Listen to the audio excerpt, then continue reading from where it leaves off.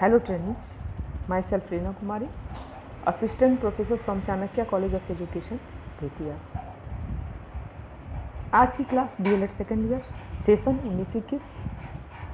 Training, जैसा कि आप जानते हैं कि हमारा जो कोर्स कोड S2 है वह पूरा हो चुका है।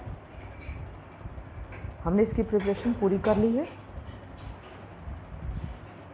लेकिन आज की जो क्लास है वो रिवीजन और क्लास के दौरान ही, जब हमारा क्लास चल रहा था कॉलेज में, फेस टू फेस जो हमारे क्लासेस चल रहे थे, तो उस दौरान मैंने आपको सभी इम्पॉर्टेंट टॉपिक नोट्स के माध्यम से और लेक्चर के माध्यम से ही आपको प्रोवाइड कराए थे,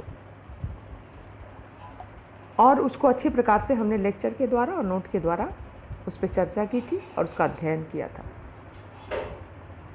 पुनः आज इस वीडियो लेक्चर के माध्यम से हमारे जो आने वाले जो एग्ज़ाम्स हैं, जो आप लोग एग्ज़ाम आ रहे हैं, फाइनल एग्ज़ाम, उनको ध्यान में रखते हुए उसी के अकॉर्डिंग जो इम्पोर्टेंट क्वेश्चंस हैं उनके बारे में हम ये रिवीजन क्लास स्टार्ट कर रहे हैं।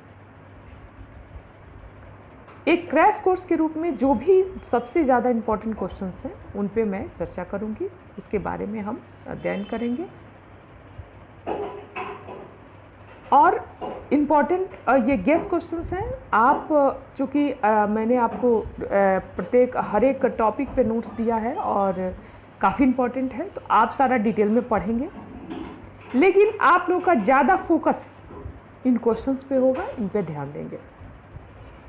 तो आइए चलते हैं। आज एक बहुत ही इम्पॉर्टेंट टॉपिक है, जीन पियाजे का सिद्धांत या ज्या पियाजे का सिद्धांत। हमारा जैसे कि सब्जेक्ट कोड है संज्ञान, सीखना और बाल विकास, S2, पेपर S2। तो इसमें हम जीन पियाजे के सिद्धांत के बारे में बात करेंगे। जीन पियाजे का सिद्धांत अक्सर एग्जाम्स में आते हैं, काफ़ी इम्पॉर्टेंट टॉपिक है। मैंने इसको आप लोगों को नोट के द्वारा सारे इसको डिटेल में मैंने आपके लेक्चर दिए हैं, नोट्स के द्वारा इन्हें दिया है, आपको नोट्स भी दिए हैं इस पर। तो आशा है कि आपने इसे डिटेल में पढ़ भी लिया होगा और इसके बारे में आप जानते हैं। तो पुनः हम रिवीजन क्लास में एक बार इस पर चर्चा करते हैं कि जीन पियाजे का सिद्धांत क्या था, अपने इसे किस प्रकार से इसका क्या महत्व है बच्चों के विकास में और सीखने में। तो आपके जीन पियाजे के सिद्धांत के बारे में हम ये कहते हैं कि जैसा कि आप जानते हैं कि जीन पियाजे जो है वह स्विट्जरलैंड के रहने वाले थे। वे एक मनोवैज्ञानिक थे। उन्होंने इस सिद्धांत का प्रतिपादन किया। वह उनके सिद्धांत में इस बात की चर्चा की गई कि बालक सीधे अनुभव के द्वारा ज्ञान का निर्माण करते हैं। उन्होंने कहा है कि बच्चों को सिखाने में अभिभावक या उनके बड़ों की यही भूमिका होनी चाहिए कि वह बच्चों को उचित सामग्री उपलब्ध कराएं, जिसके साथ अंतःक्रिया करके बालक उनके बारे में खुद से समझकर और फिर उसके बाद सीख सके, अपने ज्ञान का निर्माण स्वयं कर सके। उन्होंने विकास के विभिन्न स्तरों का विकास किया है और इसी के अंतर्गत जीन पियाजे के सिद्धांत को हम समझेंगे। पियाजे के सिद्धांत को समझने के लिए हम स्कीमा के बारे में भी जानेंगे। स्कीम से बना है। स्कीम क्या है? तो अवधारणा। स्कीमा जो है वह एक प्रकार की अवधारणा, एक प्रकार की सीधे स्कीम जो हम लोग सिस्टम बनाते हैं, स्कीम बनाते हैं, उसी से स्कीमा बना है। तो इसमें यह एक मानसिक नक्शा या चित्र की तरह है, जो मानसिक नक्शा या चित्र की तरह है, जो बच्चों के ज्ञान को व्यवस्थित करता है सिस्टमेटिक ढंग से। जैसे कि आप इस उदाहरण में देखें कि 6 महीने के बच्चे चीज़ों को पकड़ और छोड़ सकते हैं, पर उनमें छोड़ने की स्कीम अभी काफ़ी साधारण होती है, क्योंकि वह चीज़ों को छोड़ने के लिए केवल अपने हाथों को खोल देते हैं। लेकिन जब उनकी उम्र बढ़ती है तो इसी स्कीम को वह अनेक प्रकार से और भी उसका प्रयोग करने लगते हैं। वे अब चीज़ों को सिर्फ पकड़ और छोड़ नहीं सकते, उन चीज़ों को फेंक सकते हैं, उछाल सकते हैं। इसकी स्कीम को डेवलप्ड हो जाता है, स्कीमा जो वो उदाहरण है जो और ज़्यादा और भी चीज तरह से वो उस वस्तु से खेल सकते हैं या उनका प्रयोग कर सकते हैं। उन्हें उछाल सकते हैं, धीरे से छोड़ सकते हैं, खूब जोर से पटक सकते हैं। तो यह जो है वह स्कीम जो है वह एक अब क्रिया से लेकर, जिसे छोड़ने और पकड़ने की एक क्रिया होती है, उससे हटकर यह एक मानसी रूप ले लेती है, जहां कुछ करने से पहले बच्चे सोचते हैं और फिर उसको तय करते हैं। इसी के आधार पर अनुभवों को समझना और उनका वर्गीकरण करना, फिर उन्हें आत्मसात करना। तो अलग अलग टॉपिक के माध्यम से ये चीज़ें हमने समझी हैं अपने नोट्स के माध्यम से, और इन्होंने किस प्रकार वर्गीकरण किया है सीखने के सिद्धांत की, क्या 4 अवस्थाएं हैं, मुख्यतः हम उस पर फोकस करते हैं।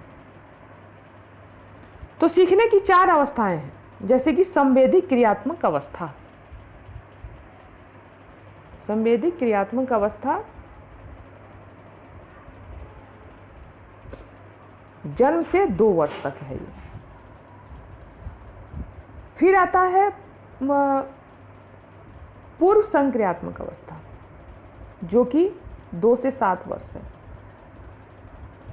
फिर आता है आपको मूर्त संक्रियात्मक अवस्था 7 से 11 वर्ष, और औपचारिक संक्रियात्मक अवस्था 11 से ऊपर।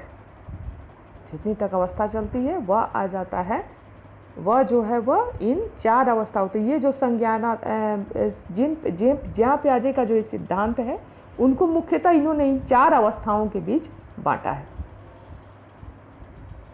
और इनके बारे में हम अलग अलग डिटेल से अध्ययन करेंगे कि पहला संक्रियात्मक अवस्था जो जन्म से 2 वर्ष, वह क्या है। जन्म से 2 वर्ष तक बच्चे क्या करते हैं पहली अवस्था में। तो ये 4 अवस्थाएं जो हैं, इसमें जीन पियाजे जो है वह किस प्रकार से कार्य करते हैं। तो इसमें उन्होंने लिखा है कि जीन पियाजे के संज्ञानात्मक विकास के स्तर के सिद्धांत के अनुसार व्यक्ति और वातावरण में संतुलन की स्थापना करता है बुद्धि। जब बुद्धि विकसित होती है तो वह व्यक्ति और वातावरण के बीच में संबंध स्थापित करती है। जब यह संतुलन व्यक्ति द्वारा वातावरण से अंतःक्रिया द्वारा प्राप्त होता है। जो वातावरण से वह उसमें समावेश करता है, जब वह वातावरण को समझता है, उसमें अपने आप को समायोजित करता है, तो इन 4 अवस्थाओं का निर्माण होता है। जैसे कि पहला है आपका, पहला जो हमारी अवस्था है वह क्या, संवेदी क्रियात्मक अवस्था, जिसे हम ज्ञानेंद्रिय गत्यात्मक अवस्था भी कहते हैं। यह बालकों के विकास की प्रथम अवस्था है जो जन्म से 2 वर्ष तक चलती है। इस स्तर पर वे सर्वप्रथम अपनी इंद्रियों के माध्यम से आसपास के संसार को समझने का प्रयास करते हैं। आसपास जो भी संस्कार, जो जन्म लेता है बच्चा, तो उसके बाद वह आसपास के जो वातावरण है, वह जन्म जब लेता है तो धीरे धीरे जब वह विकास की अवस्था की तरफ बढ़ता है तो वह आसपास के वातावरण को समझता है। उनके द्वारा, अपने इंद्रियों के द्वारा वह अनुभव प्राप्त करता है, क्योंकि जब वह जन्म लेता है तो वह खुद में और बाहरी दुनिया में कोई अंतर नहीं कर पाता है।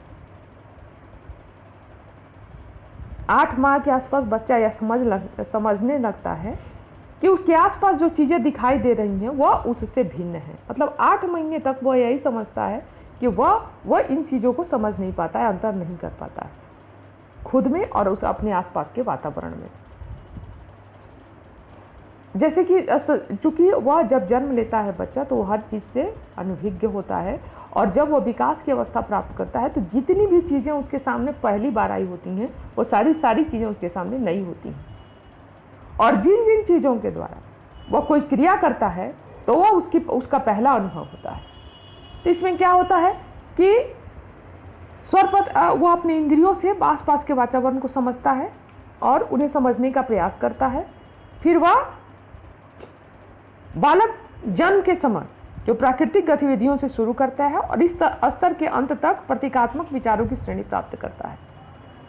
प्राकृतिक गतिविधियाँ जो उसको है, जैसे भूख लगना के लिए रोना, वस्तुओं को छूना, छोड़ना, पकड़ना, इन चीज़ों से वो शुरू करता है। और जैसे जैसे विकास को स्तर प्राप्त करता है तो वह क्या करता है कि अंत तक वह जो है प्रतीकात्मक, मतलब उसके समान चीज़ों के बारे में वह समझने लगता है। जैसे कि आपको मैंने बताया था क्लास में भी कि पहले किसी भी औरत को देख के बच्चा उसे माँ ही कहता है, उसे सब लेडी औरत माँ ही दिखती है, और हर एक पुरुष को वह अगर वो बोलने की क्रिया में है तो वह पापा ही समझता है। उनके बीच, पुरुषों के या महिलाओं के बीच वह विभेद नहीं कर पाता है। पर धीरे धीरे जैसे जैसे वह विकास की अवस्था को प्राप्त करता है तो ये चीज़ें समझने लगता है कि यह माँ है, यह मौसी है, यह बुआ है। तो यह प्रतीकात्मक चीज़ों के बारे में उसे ज्ञान होने लगते हैं। पियाजे के अनुसार बालक ज्ञानेंद्रियों के अनुभवों के द्वारा अपनी गति की क्रियाओं के माध्यम से सोचता है। जैसे वह वस्तु को बार बार छू कर देखता है, फिर उसको सुनता है और सुनने के लिए सुनकर समझने की कोशिश करता है। बच्चा प्रत्येक चीज को मुंह के पास ले जाता है और उसे मुंह के द्वारा, स्वाद के द्वारा पहचानने का प्रयत्न करता है। उसके अनुसार उसे जो वह कोशिश कर, उसे हर एक वस्तु को वो जो चबाने की कोशिश करता है, उसके अनुसार ये गतिविधियां उसे संसार के बारे में सिखाती हैं और उसके प्रारंभिक संज्ञानात्मक विकास के लिए यह आवश्यक भी है, क्योंकि वही इंद्रियां ही साधन हैं जिनके द्वारा वह अपने आसपास के संसार को समझ सकता है। क्योंकि उसकी बुद्धि की प्रक्रिया बहुत कम होती है और उस समय वो इंद्रियां ही होती हैं जो उसे ज्ञान कराती हैं कि उसके आसपास का वातावरण कैसा है। जैसे आप छोटे बच्चों में देखिएगा, जो जन्म से लेकर बच्चे, कोई भी बच्चा कोई भी वस्तु को सर्वप्रथम अपने मुंह के पास ले जाता है और उसे चबाने की कोशिश करता है। तो इस प्रकार जो है वह जन्म से लेकर 2 वर्ष तक यह जो ये चीज़ें उसके अंदर होती रहती हैं। जैसे एक जानवर का खिलौना वह देखता है और वह जो खेलना देखता है तो उसको देखकर वह विचलित हो जाता है, लेकिन जब वही बार बार उसके सामने देखने लगता है उन चीज़ों को, तो उससे क्या होता है, वह फैमिलियर हो जाता है। उस चीज़ को देख के वह उसे नहीं डरता और उसे बार बार छूने का प्रयत्न करता है, उसे समझने का प्रयत्न करता है। उसके बाद वह उस खिलौने के बारे में उसे याद हो जाता है, उसे ज्ञात हो जाता है कि वह खिलौना है। फिर वह खिलौना उसके सामने नहीं भी रहे, परंतु वह इस बात को समझता है कि वह खिलौना है, कहीं ना कहीं है वो, और उसका नाम लेंगे तो बच्चा उस चीज़ को पहचान जाएगा। तो एक ये जो प्रक्रिया है वह संज्ञानात्मक विकास का एक महत्वपूर्ण स्तर है। और इस अवस्था को भी, संवेगात्मक संक्रिया अवस्था को भी 4 भागों में बांटा गया है। 4 भागों में बांटा गया है, जैसे कि सहज क्रियाओं की अवस्था, मुख्य वृत्तीय अवस्था, गौण वृत्तीय अवस्था और गौण स्कीमेटा के समन्वय की अवस्था। यह मैंने आपको नोट्स में लिखवाया हुआ है। इन चीज़ों को यहाँ पे आपके बुक में डिटेल में दिया हुआ है, वही है। फिर उसके बाद तृतीय कई भागों में बांटा गया है, गौण स्कीमेटा के समन्वय की अवस्था। फिर उसके बाद है तृतीय वृत्तीय अनुक्रियाओं की अवस्था, मानसिक संयोग द्वारा नए साधनों की खोज करना। यह जो है आपका फर्स्ट टॉपिक इसमें है कि जो हम इसके बारे में जानेंगे कि सहज संवेदी क्रियात्मक अवस्था के ये पार्ट हो गए। तो ये पार्ट के माध्यम से मैंने आपको पूरा डिटेल नोट्स दिया हुआ है, आप उसको पढ़ेंगे पार्ट के माध्यम से, और हम इसमें आपके बुक में वही चीज़ें डिटेल में दी गई हैं। जैसे पियाजे ने इसे बौद्धिक क्रियाओं का पहला स्तर माना है, जो वो 1 से 8 माह की बच्ची का उदाहरण देते हैं जिसका नाम जैकलीन है। तो वो जैकलीन के दोनों हाथों में घास थी जब वह दरवाज़ा खोलने की कोशिश करती है।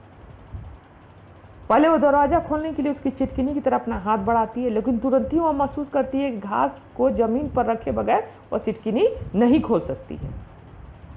इसलिए वह पहले अपनी ज़मीन पे घास को रखती है और फिर वह दरवाज़ा खोल और घास ज़मीन से उठाती है और फिर अंदर घुसती है। लेकिन ऐसा जब उसने दरवाज़ा अंदर से खोलते समय किया तो समस्या अधिक जटिल हो गई, क्योंकि जब उसने देखा कि घास जमीन पर रखा और दरवाज़ा खोला तो वह समझ गई कि दरवाज़ा खोलने पर घास खिसक कर बिगड़ जाएगी, क्योंकि उसने उसे दरवाजे और दहलीज के बीच में रख दिया है। तो इसलिए वह घास को दरवाजे के पास से हटाकर दूसरी तरफ रखती है। एक उदाहरण दिया गया है कि जो चीज़ें बाहर से अंदर आते वक्त जो प्रक्रियाएं वो करती है, वह जब अंदर से बाहर जाते वक्त वो प्रक्रियाएं बदल जाती हैं, और यह उसे जो अनुभव के द्वारा वह उसे सीखती है। तो इस प्रकार वही डिटेल जो मैंने आपको पार्ट वाइज दिए हुए हैं नोट्स में, वो चीज़ें यहाँ पे आपको डिटेल में दी गई हैं। तो काफ़ी अच्छे नोट्स हैं, आप उनसे पढ़िएगा। फिर आप दूसरे हम टॉपिक पर चलते हैं, पूर्व संक्रियात्मक अवस्था जो 2 से 7 वर्ष तक होती है, वह पूर्व संक्रियात्मक अवस्था। इसमें क्या होता है कि इसमें भी हम, जैसा हमने ऊपर पढ़ा, संवेदिक क्रियात्मक अवस्था के अंत तक बच्चों में सांकेतिक विकार, सिंबॉलिक थॉट्स उभरने शुरू हो जाते हैं। सांकेतिक विचार, संकेतों की भाषा वो समझने लगते हैं।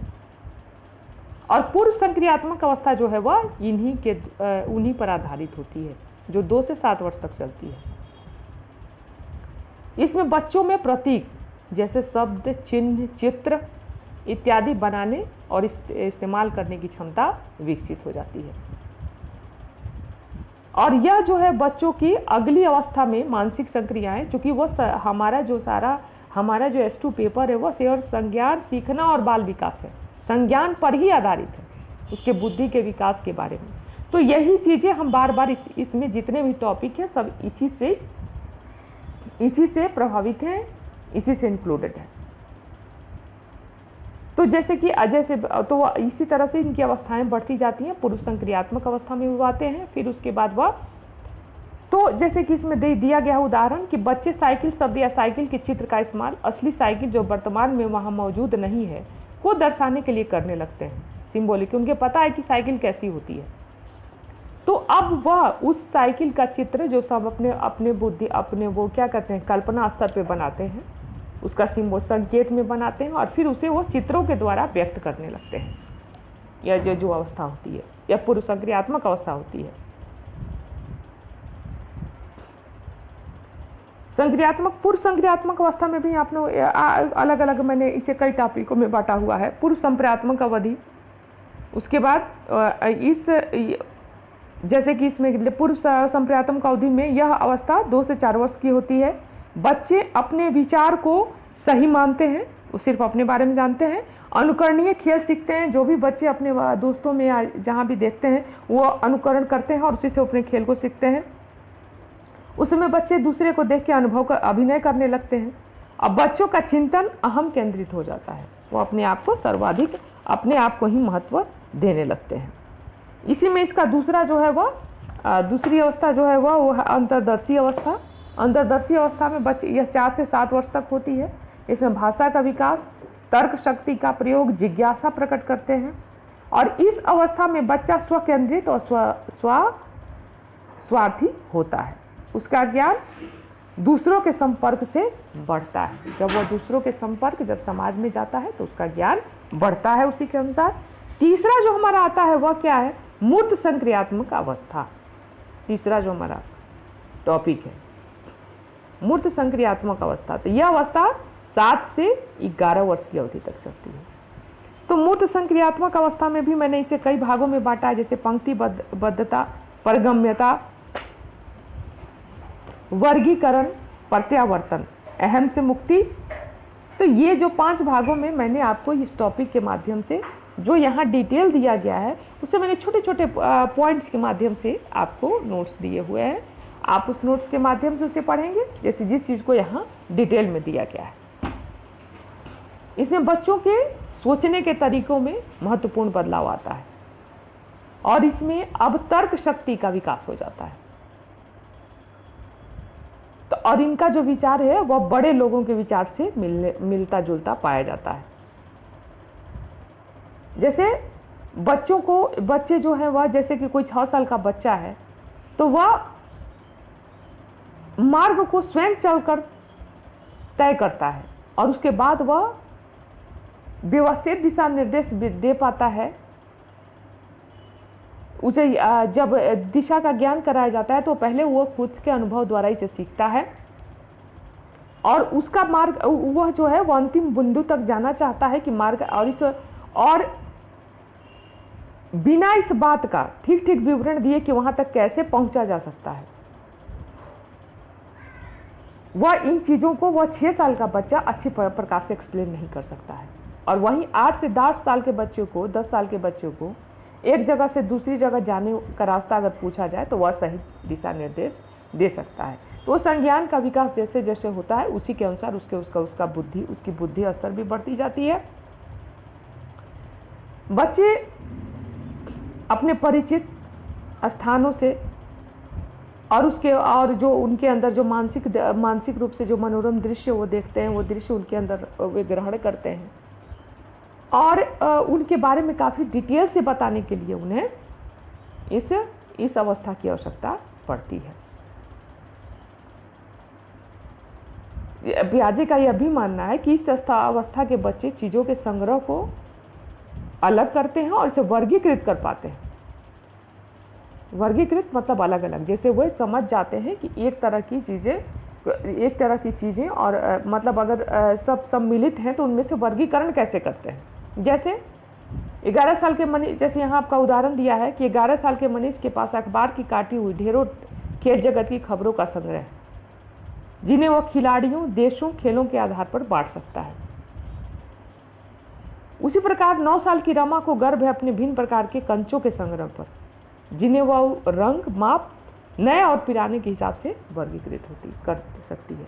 तो यह जो हमारी मूर्त संक्रियात्मक अवस्था है उसमें वर्गीकरण या शुरू हो जाता है, वर्गीकृत कर सकते हैं, उसी के अनुसार अपनी सोच को विकसित करके वह कर सकते हैं, उसी के अनुसार वह उनमें अंतर कर सकते हैं। औपचारिक संक्रियात्मक अवस्था जो है वो इसका लास्ट अवस्था है। इस अवस्था की अवधि में क्या विकास होता है, तो इसमें बालक संज्ञानात्मक विकास का चौथा और अंतिम भाग है। इसके बाद वह यही इसका अंतिम भाग है जो 11 से 11 वर्ष तक ऊपर चलता है। तो इसमें बालक जो है वह अमूर्त चिंतन कर सकते हैं, तर्कपूर्ण सोच सकते हैं।